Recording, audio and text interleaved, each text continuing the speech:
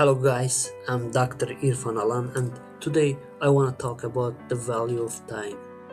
Time is one of the most valuable things in our lives. We people usually we don't use it carefully. We often spend hours on our phones or social media without realizing how quickly time passes. When we manage our time well, we can be more and more productive and less stressed. Planning our day, even in a simple way, helps us focus on what truly matters.